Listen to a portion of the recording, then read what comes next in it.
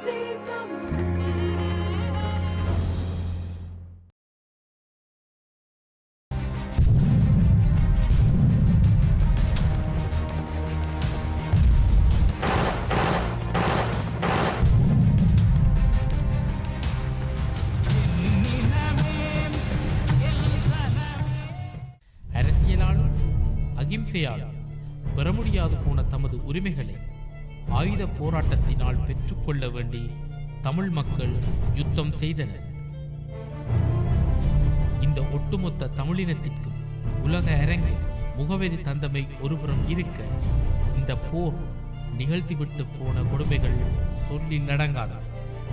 ஊரிழந்து உறவிழந்து இயல்பு வாழ்க்கை இல்லாமல் செய்யப்பட்டு கடத்தல்கள், காணாமல் போதல் எனும் பெரும் பயங்கரமான வாழ்க்கையே எல்லோரினதும் சொத்தாகி போகும். இனவிடுதலை ஒன்றுக்காகவே தம்மை முழுமையாக அர்ப்பணித்த இந்த இனம் இன்று எதிரிகளாகவும் அனாதைகளாகவும் ஊனமுற்றவர்களாகவும் மாறியிருப்பது வரலாற்றின் சாட்சி. இன்று இப்பிரதேசமெங்கும் புதிய வீதிகள், வானுயர்ந்த கட்டிடங்கள், நவீன தொழிற்சாலைகள், போக்குவரத்து வசதிகள் என ஒருபுறம் நிகழ்ந்து கொண்டிருக்கின்றன. தமிழர்களின் அடையாளமான கலாச்சார வாழ்வியல் முறைகள், சடங்குகள், பண்டிகைகள், திருவிழாக்கள் என அனைத்தும் இயல்பு நிலைக்கு திரும்ப எத்தனிக்கின்றன. மக்கள் மெல்ல மெல்ல தமது இயல்பு வாழ்க்கைக்குள் திரும்பிவிட்டனர். ஆனாலும் போரின் பிடிக்குள் தம் வாழ்வை முற்றிலுமாக தொலைத்துவிட்டு அடுத்து என்ன செய்வதென்று தெரியாமல் தவித்துக் கொண்டிருக்கின்றார்கள் இவர்கள். தாயக விடுதலைக்காகவும் சுய இனத்தின் இருத்தலுக்காகவும் போராட புறப்பட்ட இவர்கள் இன்று தமது சுயங்களை தேடிக்கொண்டிருக்கின்றார்கள். உடல் உறுப்புகளை, பெற்றோரை, கணவனை, பிள்ளைகளை இழந்து அனாதைகளாகவும் விதவைகளாகவும் எதிரிகளாகவும் இருக்கின்றார்கள். நிற்கதியாய் நிற்கும் இவர்களின் இன்றைய அடையாளம் முன்னாள் போராளிகள். அரசாங்கத்தினாலும் மக்களாலும் ஏன் சொந்த உறவுகளாலுமே புறக்கணிக்கப்பட்டவர்களாய் இருக்கும் இவர்களின் தேவைகள் ஏராளம்.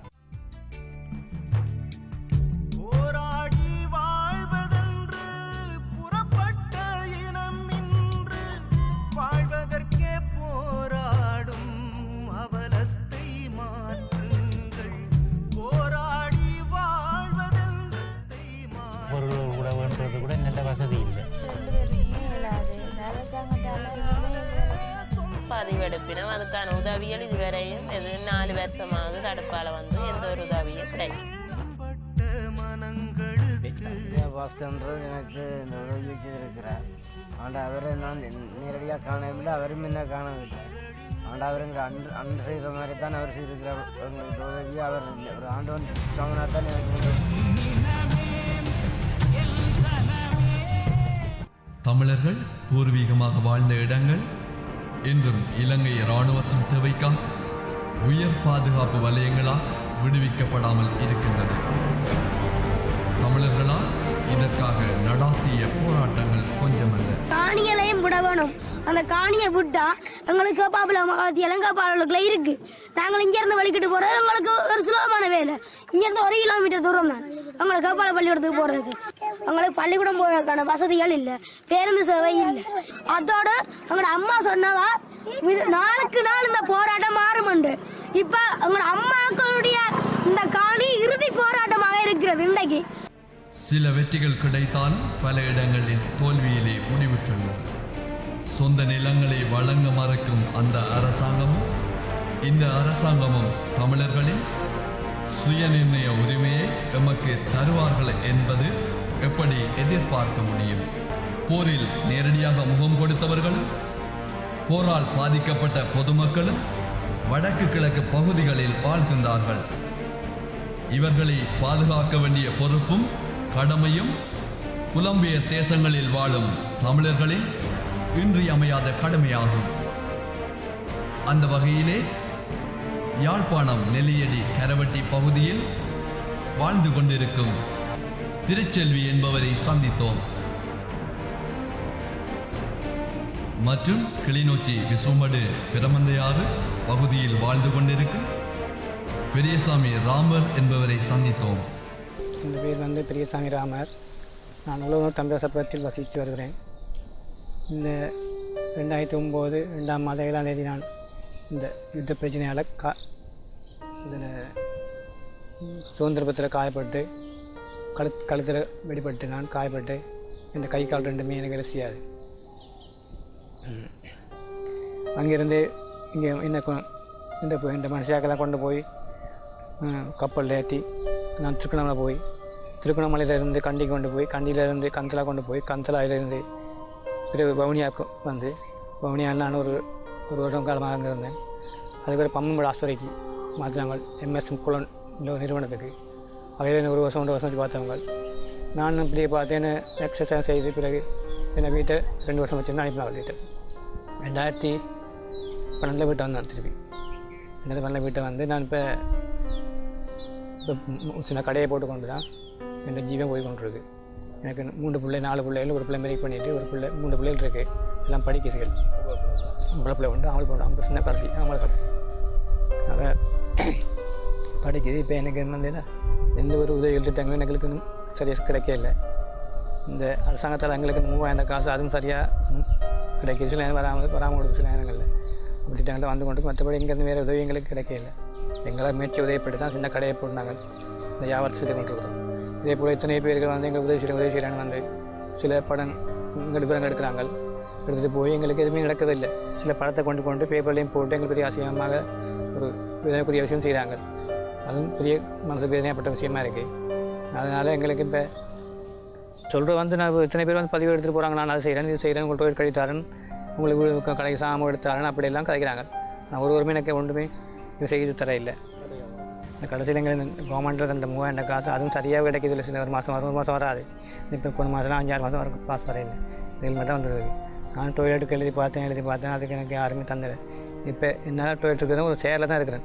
அந்த சேரில் இருந்து இது மேலே பெட்ஸும் போட்டுட்டு பின்முறை வெட்டி அது எல்லாத்துக்கும் ஏற்றுறதுக்கு பிள்ளைகள் தான் வரணும். என்னால் ஒன்றும் செய்யலாது. ஏற்றி படிக்கக்குள்ளே அது இழுப்பாட்டு புண் காயம் பின்னுக்கு வந்துட்டு அது இப்போ வருத்தமாக இருக்குது எனக்கு. இப்படியே போய் கொண்டிருக்கு. என்னென்னா இந்த தாரன் டொய்லெட் கட்டி தாரவங்களுக்கு அப்படி அரசாங்கத்தில் இந்த உங்களுடைய விஜய் சொல்லுவாங்க. ஆனால் சேர்த்து தர மாட்டேன் யாரும். இப்போ என்ன எனக்கு டொய்லெட் பிரச்சனை ஒன்று ஒரு பிரச்சனை, தண்ணி பிரச்சனை உண்டு. தண்ணியும் எனக்கு இல்லை பெருசாக இல்லை. தான் போகணும். போக்குவரத்து பிரச்சனை கொஞ்சம் கஷ்டம். போக்குவரத்து பிரச்சனை லஞ்சம் இருக்குது. இப்படி சில பிரச்சனைகள் எனக்கு இருக்குது. இனி ஆஸ்பத்திரிக்கு ஒரு மாதத்தில் ஒருக்கா போகணும். மேலே கிளினிக்கு போகணும், இல்லாட்டி யாழ்ப்பாணம் போகணும். அதிகமாக யாழ்ப்பாணம் நான் போகிற கிளினிக்காக போட்டிருக்கு. நேரத்தில் இப்படியே போய் கொண்டிருக்கிறோம். நாங்கள் இனி சில நேரங்கள் கிளினிக் போயிடாமையும் போகுது. சில நேரத்தில் வசதிகள் கொஞ்சம் வசதி குறைவால் கிளினிக்கு போகலாம் கூட போகுது. இப்போ கை காலம் பிடிச்சி இருக்கிறவையெல்லாம் இப்போ இந்த வெயில் வைக்க தாங்க இயலாது. நீங்களே இப்போ மற்ற மாதம் செய்யாமல் நீங்களும் எங்களுக்கு நம்பிக்கையோடு சரியான நான் சந்தோஷப்படுறேன். இப்போ நான் இருக்கிற வந்து இது வந்து எங்களோட இப்போ இது கடைக்காலத்தில் போட்டிருக்கோம். சொந்த இடம் வந்து உள்ள தம்பி சாப்பிட்றோம். அவ்வளோ இடப்பா இருந்தால் கூட இந்த நேரத்தில் கஷ்டம்னு சொல்கிறதுக்கு எனக்கு இங்கே சொல்ல தெரியாது. அந்தளவுக்கு இங்கே போதே சாமம் இருந்தது. ஏதோ சமாளித்து போய் கொண்டு வந்தோம். இனியும் இல்லை. இடமே வந்த பிறகு தான் கொஞ்சம் எங்களுக்கு இந்த இறுக்கமாக வந்தது. அதனால் ஒன்றுமே இல்லை. உள்ள விட்டுட்டு போனது தானே ஒன்றுமே எங்களுக்கு இல்லை. முதல்ல ஆடு மாடுகள் இருந்தது. நானும் தொழில் செய்து வியாபாரம் செய்தேன். வியாபாரம் செய்து நான் பார்த்துக்கிறேன். அந்த வியாபாரத்தில் நாங்கள் சாப்பிட்டு கொடுத்தோம். இனி எங்களுக்கு அந்த நேரத்தில் பெரிய கஷ்டம் சொல்கிறதுக்கு இல்லை. இந்த 89 காலப்பகுதியில் நாங்கள் வந்து ஓரளவு பிரச்சனை இல்லை. நாங்கள் அந்த நேரத்தில் எங்களுக்கு கொஞ்சம் காசு சாமான் விலைகள் குறைவு. அதனால் குடும்ப செலவுகள் குறைவு. இப்போ அப்படி இல்லை மேலே நாங்கள் அந்த எங்களுக்கு பெருசாக கஷ்டம்னு தெரியறதுக்கு இல்லை. இப்போ எங்கள் சமுதாயம் பார்க்குறாங்கன்னா எங்களை ஒரு தள்ளி தான் பார்க்குது. இப்போ எங்களை ஒரு கணலாக தான் பார்த்து கொண்டு இருக்கு. இப்போ எங்கே போனாலும் எங்களுக்கு ஒரு இடம் இல்லை தானே இப்போது எங்கள் இல்லாது. நாங்கள் சொன்ன வார்த்தை கூட இப்போ எனக்கு மதிப்பு இல்லாமல் இருக்குது. நாங்கள் கதைக்கிற ஒரு வார்த்தை கூட அந்த மதிப்பு இல்லாமல் இருக்குது. இப்போ அப்படி எங்களை கண்டோடனே சில பேர்த்துக்கு ஒரு நக்கல் மாதிரி நக்கல் இவருக்கு என்ன அவன் தள்ளி விட்டு போகிறான் காற்று தூக்கிட்டு போகிறது. இப்படி சில பேர் ஆனால் பேருக்கு எல்லோரும் சொல்ல இல்லை. அது சில பேர்கள் இருக்கிறாங்க. இப்படி ஏன்னா இப்போ நாங்கள் இப்போ ஒரு லோன்கள் எடுக்கிறப்பனாலும் எங்களுக்கு இப்போ எங்களுக்காக யாரும் விட பண்ண மாட்டாங்க. பெண் உரிமை கேட்பாங்க. பாதைகளுக்கு வந்து அரசாங்க உத்தியோகத்தை கேட்பாங்க. பாதைகளை தேடி போனால் சில பேர் தர மாட்டாங்க. என்னப்பா எங்கள் நிலைமை பையன் தானே. எங்களோட கை கால் இயலாது. இதை பொறுத்தவரை யாரும் எங்களுக்கு கையெழுத்து போட்டு தர மாட்டாங்க. கட்டுவோமா கட்ட முடியாது. அப்போ அது நாங்கள் சில பேர் இவ்வளோ பேர் கெஞ்சி கறி ஒரு மாதிரி நாங்கள் ஒரு தெரிஞ்ச மட்டும்தான் பிடிச்சே செய்யணும். அது சில இடங்களில் போனோன்னு சொல்லுவாங்க, சில பேர் ஒருவர் 2 பேர் கேட்பாங்க சாட்சிக்கு. அதில் ஒரு அளவும் பட்டால் ஒரு அளவும் படாது. இப்படி இப்போ லோன்கள் தள்ளி பழகும்.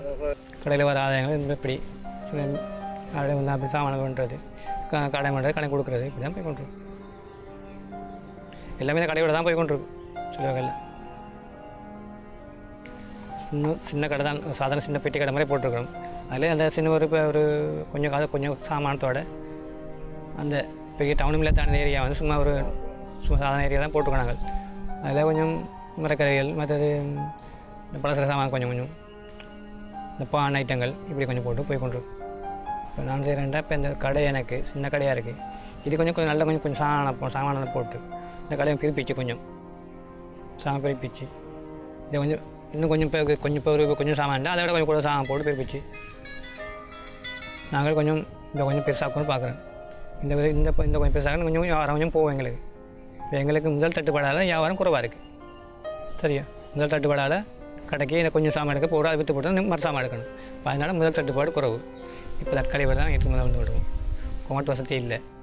ஒரு சும்மா சேரில் இருந்தால் நான் இருந்து கொண்டிருக்கேன். அதுவும் அதிலிருந்து கூட எனக்கு பெட் ஷோ சரியாமல் போட்டிருக்கு.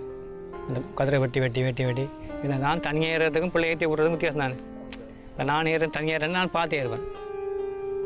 எந்த நிலைமை ஏறும் பிள்ளைகளுக்கு தெரியாது தான் எப்படி ஏற்றி இறக்கணும். அது பொங்கல பிள்ளைகள் எனக்கு உதவி செய்கிறேன்டா ஏற்பாடும் இங்கே இல்லை. அது அரசாங்கம் திட்டம் போட்டு நிப்பாட்டினதோ என்ற தெரியவில்லை. அதே மாதிரி இப்போ நாங்கள் இனிலியண்ட கீழ்மட்டத்துக்கு போயிட்டோம். அதையும் இனியும் அதை விடாமல் அவியலும் இவியல் ஊனமுற்றவியல் அப்படின்னு சொல்லி அவியலும் தள்ளி விடாமல் எங்கள் எல்லா சமூகத்துக்கே எங்களை உள்வாங்கணுமென்று சொல்லி நினைச்சு அவியலும் எங்களுக்கு இந்த உதவியை செய்யணுமென்றதை நான் எதிர்பார்க்குறேன். மாறி விட்டு போகிற போல கஷ்டத்தில் இருக்கிறோம். சொச்சுக்கிட்ட மற்ற காயங்கள் வந்து அது குடிக்கணும், அது பவுடர் போல் மற்ற அதெல்லாம் போடுறதுக்கு எங்களுக்கு இப்போ சொக்ஸு வாங்கக்கூட காசு இல்லாத நிலப்பாட்டால் இந்திய நிலப்பாடு இருக்கும். ஒரு பிள்ளையும் நானும் தான் இருக்கிறேன். எனக்கு எந்த ஒரு சகோதரங்களோ தாய் தப்பன் உறவுகளண்டா யாருமே இல்லை. அப்போ பிள்ளைய படிப்பிச்சு கொண்டிருக்கவே சரியான கஷ்டமான ஒரு நிலையில் இருக்குது. பாதிக்கப்பட்டவங்க நிறைய பேர் இருக்கிறதால அவங்களுக்கு அரசாங்கம் உதவி செய்யும், இல்லாட்டி வேறொரு வெளிநாட்டு நிறுவனங்களோ இல்லாட்டி வேறு வெளி நிறுவனங்களோ உதவி செய்யும் எதிர்பார்த்து கொண்டிருக்காங்க. இவ்வளோ நிலம் பாதிச்சிருக்கிறோடையா நீங்களும் இருக்கா அவட கதைச்சிட்டு போங்கன்னு சொன்னேன். இப்போ நாங்கள் அதுக்கு பிறகு இந்த ஆறு வந்து இப்படி கதைச்சாலும் இந்த இப்படி ஒரு கதையை கதைச்சாலும் எங்களுக்கு தாக்கப்பட்டுட்டோம். இவ்வளோ எங்கள் இப்படி தான் இருக்குது சமுதாயத்தில் இல்லை ஒரு படித்த இடத்துலையோ இல்லை பெரிய இடத்துலையோ எங்களை இப்படி தான் பார்க்கணுன்ற நாங்கள் அவையிட்ட அப்படி முறையில் கையால் போகல. தனவாள் சிங்கம் மனுஷா, வீரவாளந்தோட்டம், கரவட்டி மென்த்தி கரவட்டி. எனக்கு அடுத்த தங்கச்சி 3 தம்பி செத்துட்டார். அம்மா இருக்கிறார். இது நான் 8ஆம் ஆண்டு படித்தேன். நான் 2002 போய் 2005 காயப்பட்டு யுத்த நிறுத்தத்தில் சோன்போர் முகாமிலிருந்து வந்தேன். 2015 வந்தேன். எனக்கு இந்த வீட்டு திட்டங்கள் காணிகளால் டொய்லெட்டு எந்த வசதியும் கிடைக்கல. அம்மாடான் இருக்கிறேன். போருக்கு போய்க்க 2002ஆம் ஆண்டு நான் போரில் நின்று கொண்டேன். 2005 காயப்பட்டு அதை பார்த்த பிரச்சனை இல்லாமல் பிறகு நான் யுத்த நிறுத்தத்தில் கடைசி வரையும் நின்றேன். கடைசி வரையும் முகாமிலிருந்து வசித்து 2010 என்னோட வீட்டுக்கு வந்தேன். வந்து அம்மா கூட தான் இருக்கிறேன். அவையோட தான் சாப்பாடு எல்லாமே அவைதான். எனக்கு எந்த அரசாங்கமும் எந்த உதவியும் எனக்கு செய்யலை.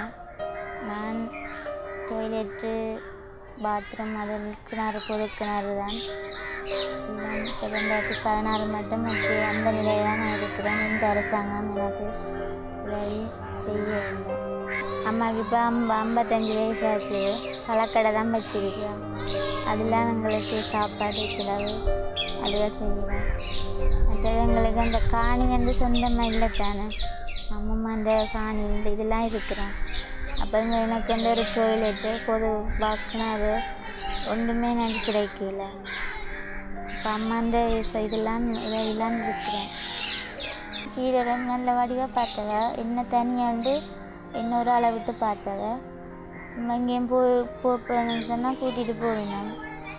மற்றது எனக்கு தேவையானதெல்லாம் வேண்டிக் கொண்டு தருவினோம். மற்றது இங்கேயும் இப்போ பீச்சியார் இங்கேயும் மண்ணா சந்திகள் எல்லாம் இந்த எங்களுக்கு ஒட்டு மொத்தமாக எல்லாமே செய்தவை. அதனால் எந்த பிரச்சனையும் இல்லை. அப்படியே அதே மாதிரி தான் நாங்கள் இந்த மருத்துவ பிரிவிலையும் செய்தவை. எங்கே போகணுமோ எல்லா முழு பேஷண்ட்டையும் சந்தோஷப்படுத்தி தான் எங்கேயும் கூட்டிகிட்டு போகிறது எல்லாமே செய்தவை. எந்த கஷ்டமும் நாங்கள் வைக்கல. எங்களுக்கு முதல் அங்கே வெண்ணி இதில் இருக்க எனக்கு எந்த கஷ்டமும் தெரியலை. நான் ஒரு செல்ல பிள்ளையாக தான் இருந்தேன். இப்போ இங்கே வந்த உடனே சரியா கஷ்டங்களை ஏற்றுக்கொள்கிறேன். கல்ல சண்டை என்னன்றே தெரியாது, அப்படித்தான் இன்னும் வச்சு பார்த்து என்ன அப்படித்தான் இருந்தவ. இப்போ தான் எனக்கு கல்ல சண்டை என்னன்று தெரியும். ஒரு ஆள் உதவி என்னண்டு எனக்கு வேணுமென்று இப்போ தான் ஒவ்வொன்றிலையும் வேண்டி கொண்டு இந்த இடத்துல இருக்கிறேன். 2 காலம் தங்கச்சி தான் பார்க்குறா. பெட்டில் தான் நான் வெப்பன் யூஸ் பண்ணுறேன். பம்பஸ் கடையில் வாங்கித்தான் பண்ணுறேன்.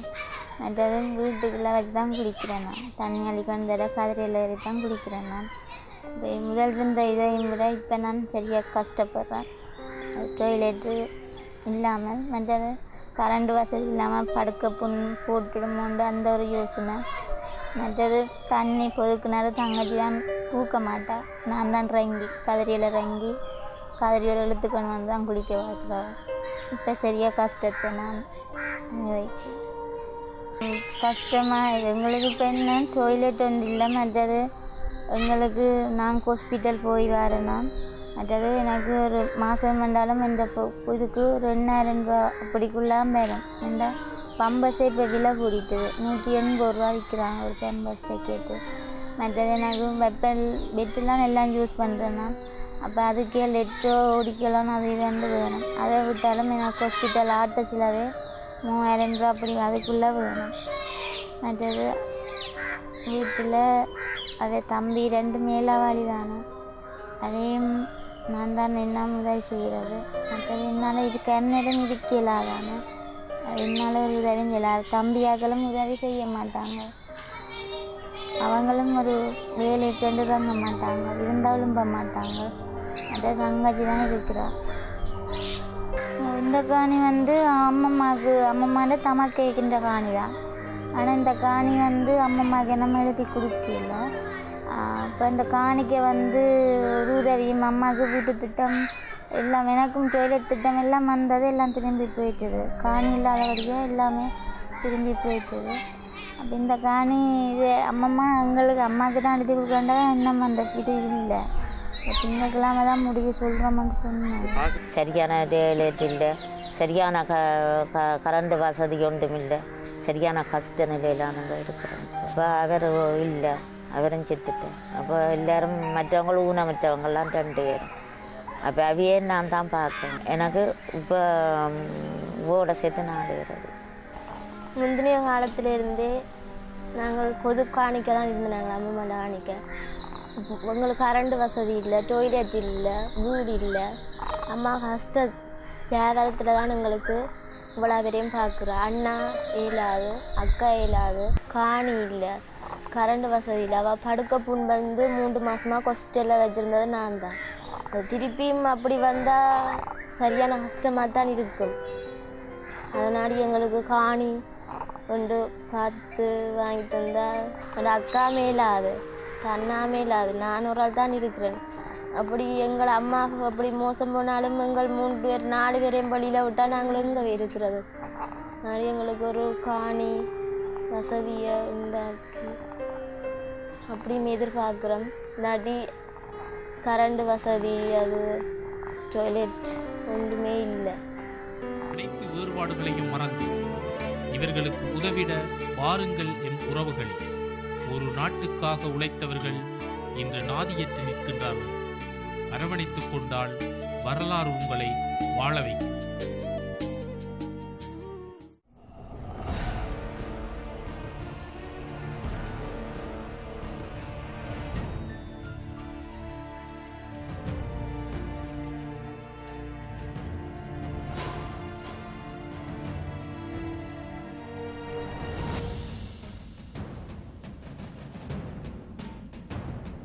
ஒரு நிலைமைகள் உண்டு. அவர்களுக்கு என்ன தேவை என்பது கேட்டுக் கொடுக்கப்பட்டது. பல்வேறு இன்னல்களுக்கு மத்தியில் இன்னும் தொடர்ந்து வாழ்ந்து கொண்டுதான் இருக்கிறார்கள். அவர்களுக்கு ஒரு விடுதலை தரத்தக்க வகையிலே